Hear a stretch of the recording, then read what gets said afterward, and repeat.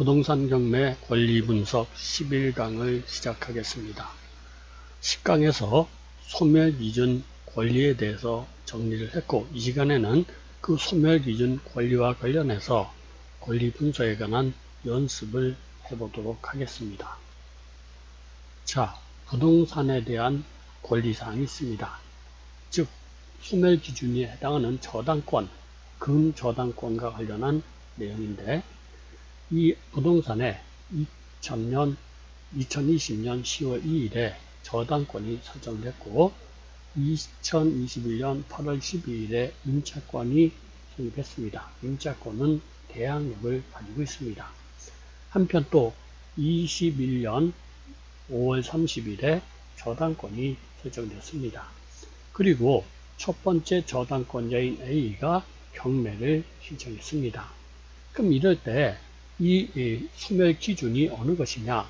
소멸 기준은 이제 저당권과 가압류가 된다 그랬죠. 그럼 저당권이 이렇게 여러 개 있을 때는 가장 제일 먼저 성립한 선순위 저당권이 소멸 기준이 됩니다. 그래서 이것은 소멸 기준이 된다. 그러면은 소멸 기준 이후에 대항력을 가진 임차권은 어떻게 되느냐? 이것도 그대로 소멸하게 된다. 임차인은 새로운 소유자에게 쫓겨나게 된다 이런 얘기죠. 그리고 이제 당연히 소멸 기준에 해당하는 저당권은 순위와 관계없이 모두 소멸합니다. 그래서 이 부동산의 경우에는 이것을 경매로 매수해서 소유권을 취득하더라도 현재 있는 이 세 가지 권리가 모두 소멸하고 이 소유권을 취득한 사람은 아무런 부담이 없는 깨끗한 부동산 소유권을 취득하게 된다. 이렇게 할 수 있죠. 자, 다음 사례 문제를 보겠습니다. 저당권이 설정됐습니다. 그리고 임차권이 성립했는데 이 임차권은 대항력에다가 확정 일자까지를 갖췄습니다. 물론 이제 그 일자는 이 날짜에 갖춘 것으로 가정을 합니다. 그리고 그 위에 또 저당권이 성립했고, 이때 이제 저당권자가 가지는 채권액이 8천만원, 임차인이 가지는 보증금 반환 채권이 8천만원, 또 세 번째, 그 다음 후순위 저당권자인 C 가지는 채권은 8천만원을 가정한 겁니다. 그리고 이제 두 번째 저당권자인 C가 경매를 신청했네요. 그럼 이럴 때 이제 소멸 기준이 어느 것이 되느냐 할 때 소멸 기준은 당연히 저당권 가운데서 가장 먼저 성립한 이 A의 저당권이 소멸 기준이 됩니다. 이것이 소멸 기준이 된다. 그럼 소멸 기준 이후에 이 대항력을 가진 임차권, B의 임차권은 소멸하게 되지요. 한편 또 이 C의 저당권도 당연히 소멸합니다. 따라서 이 부동산에 있던 이 권리는 모두 소멸하게 된다.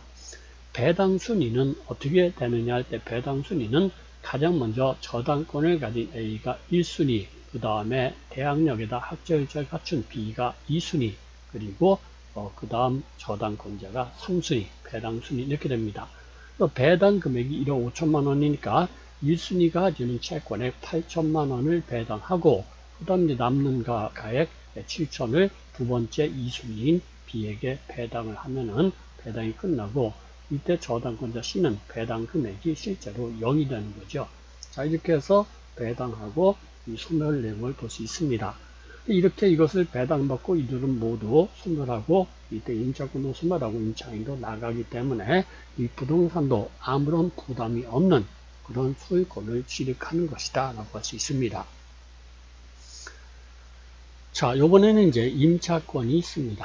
그런데 이제 임차권이 보증금 반환 채권이 8천만원, 임차권은 대항 요건을 갖추고 확정일자까지 갖춘 것이 되고, 그 다음에 B의 저당권자, C의 저당권이 있는데, 이 C가 저당권에 기해서 경매를 신청했습니다. 그럼 소멸 기준이 어느 것이냐 할 때, 이 저당권 가운데서 두 개 중에 먼저 성립한 B의 저당권이 소멸 기준이 됩니다. 그러면 소멸 기준 이전에 대항력을 갖춘 임차권, A의 임차권은 이것은 인수되는 거죠. 그리고 여기서 이것도 소멸하게 된다.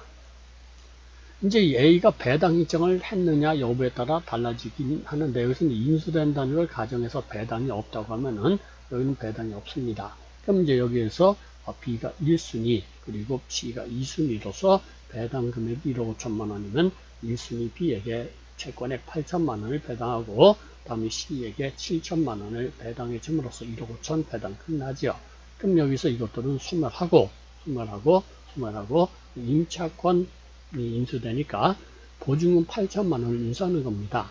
따라서 이 소유권을 취득할 때는 내가 소유권을 경매 매수 가격으로 취득하는 것에다가 플러스 8천만 원을 추가 부담한다는 것을 감안해서 매수 가격을 결정을 해야지 되겠죠. 다음 문제를 보겠습니다. 자, 부동산 시세가 3억짜리입니다. 그리고 현재 경매에서 최저 매수가가 2억 5천만 원에 나왔습니다. 권리상을 보니까 여기서 전세권이 있습니다. 전세금이 1억입니다. 그리고 저당권이 있고 여기서 두 번째 저당권자인 B가 경매를 신청했습니다. 그럼 소멸 기준이 어느 것이냐 할 때 소멸 기준은 첫 번째 저당권인 이것이 소멸 기준이 됩니다. 그럼 당연히 소멸 기준 전에 성립한 전세권, 농인물권은 인수되는 거죠. 전세금 1억 원과 함께 인수된다. 그리고 두 번째 저당권은 소멸하게 됩니다. 배당 순위는 여기에서 이 전세권자가 배당 신청을 했느냐 여부에 따라 달라지는데 그래서 배당 신청이 없다라고 가정하고 1순위, 2순위 그래서 2억 4천만 원 그 나온 가액 중에서 순위대로 배당하면 됩니다.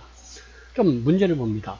매수인은 이 부동산을 얼마까지 매수 신청이 가능한가 했어요. 그러면은 전세권의 존속기간은 2년 남았어요. 그리고 부동산 사용이익은 연 2천만 원이고 전세권자의 배당 신청은 없다 그랬어요. 전세권자가 배당 신청하면 이제 내용이 좀 달라지긴 하죠.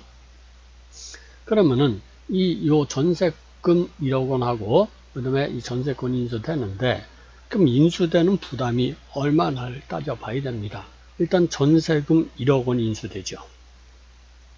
전세금 1억 원에다가 또 부동산 사용이익이 연 2천만 원이었어요. 근데 전세권이 존속된 2년 남았으니까 이 부동산은 뭐 세를 놔도 연 2천만 원을 받는 건데 2년간은 그걸 못 받는 거죠. 전세권자가 늘리니까. 그래서 4천만 원입니다. 그래서 전세금 1억에다가 이 사용이익 4천만 원에서 1억 4천을 부담으로 인수하게 되는 겁니다. 그러면은 시세가 3억에서 1억 4천을 인수하니 그걸 빼면은 1억 6천까지가 최고가라고 할 수 있습니다. 1억 6천에 매수 신청해서 취득을 한다면은 추가로 이제 1억 4천을 부담해서 그래서 3억이면 시가가 되는 것이니까 1억 6천이 최고가가 되고 1억 6천 이상 취득하면은 이 시세보다 비싸게 취득하는 것이고 1억 6천보다 이제 더 떨어진 값으로 취득하면 그만큼 시세보다 이제 수익성이 생겨나는 거겠죠. 그러니까 이것은 2억 4천만에는 매수 신청을 할 수가 없습니다. 따라서 이 부동산은 1차 경매 때는 유찰되는 것이 정상입니다. 그럼 유찰되면 이제 법원은 다시 2차 경매에 들어갈 때 2차 경매에서 요번 이제 1억 9,800만 원의 2차 경매를 진행합니다. 그렇지만 2차 경매에서도 1억 9,800이면은 추가 1억 6천 되기 때문에 3억 시세가 넘으니까 여기서도 2차 경매에서도 유찰됩니다. 3차 경매로 갑니다. 그럼 3차 경매로 가면 이제 법원에서는 이번에는 한 1억 5,800에 나왔다. 이렇게 납니다. 그럼 1억 5,800으로 최저 매수가 나왔으면 이제 거의 이 시세 가격에 유사하게 취득할 수 있는 그런 가격이 된다. 이렇게 생각할 수 있습니다. 그러니까 이 부동산에 대한 답은 매수인은 얼마까지 매수 신청이 가능한가 할 때는 최고가는 1억 6천만 원을 한도로 해서 매수 신청을 할 수 있다. 이렇게 답을 얻을 수가 있을 겁니다. 자, 다음 사례를 하나 더 보도록 하겠습니다. 자, 이 부동산 시세가 3억이고 최저 매수가가 2억 4천입니다. 전세권이 있고 전세금 1억, 저당권 1억, 그리고 저당권 1억 있습니다. 그 다음 경매 신청이 있었습니다. 그럼 문제를 봅니다. 그래서 배당 금액이 2억 4천만 원인 경우 배당액은 어떻게 되느냐? 매수인은 얼마까지 매수 신청이 가능한가? 전세권자의 존속기한은 2년 남았고 부동산 사용이익은 연 2천만 원이고 전세권자의 배당 신청은 없다 이랬어요. 이거 앞에서 본 문제랑 똑같은 거 아니야? 이 앞에 사례에서 앞에 사례로 잠시 되돌아가 보시면 똑같다고 내용이 거의 유사하게 보이죠. 근데 차이가 있습니다. 앞에 사례에서는 경매 신청을 저당권자가 했는데 여기서는 경매 신청을 첫 번째 전세권자가 경매 신청을 한 거죠. 여기에 차이가 있는 겁니다. 이러면은 소멸 기준이 어느 것이 되느냐? 그냥 경매 신청한 전세권은 예외적으로 소멸 기준이 된다. 이것이 소멸 기준이 되는 겁니다. 따라서 모두 소멸하게 되는 거죠. 그럼 이 전세권자가 소멸 기준인데 배당도 이 전세권이 가장 먼저 설정됐기 때문에 이 순서대로 그대로 1순위, 2순위, 3순위입니다. 예를 들어서 나온 가격 중에서 1순위로 배당받고 전부 소멸하는 겁니다. 그러니까 이 부동산은 그대로 요 최저 매수가 기준으로 2억 4천 이상으로 얼마든지 3억까지 범위 내에서 매수 신청을 할 수가 있다. 이렇게 결론을 얻을 수가 있습니다. 이거 같아 보이는 것이지만 경매 신청을 누가 했느냐에 따라서 이렇게 권리 분석이 달라질 수 있다고 하는 점, 이런 점도 주의를 하시기 바랍니다. 요 사례하고 요 앞에 다뤘던 사례를 한번 비교해서 다시 한번 검토해 보시면 쉽게 이해를 하실 수가 있겠습니다. 자, 이상으로 부동산 경매 권리 분석 11강을 마치도록 하겠습니다.